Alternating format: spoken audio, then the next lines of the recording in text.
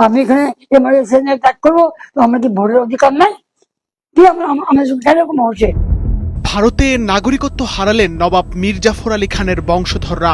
দেশটির গণমাধ্যম জানায়, মুর্শিদাবাদে এই পরিবারের শতাধিক সদস্যের নাগরিকত্ব একযোগে বাতিল করা হয়েছে।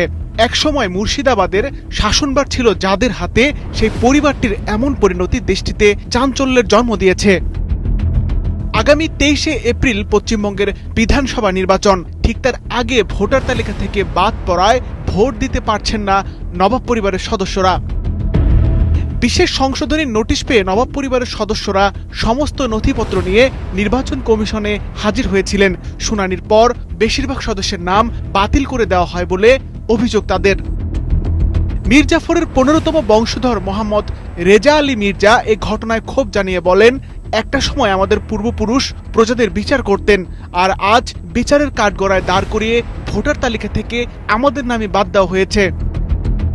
1757 সালের পলাশী যুদ্ধে নবাব সিরাজউদ্দৌলার পতনের অন্যতম কুশীলব মীর জাফর আলী খান ব্রিটিশদের সহায়তায় মসনদে বসেন। বর্তমানে মুর্শিদাবাদের লালবাগের ঐতিহাসিক কিল্লা নিজামতের কাছে তার বংশধরদের বসবাস। সিফাত রহমান, মাছরাঙা, নিউজ ডেস্ক।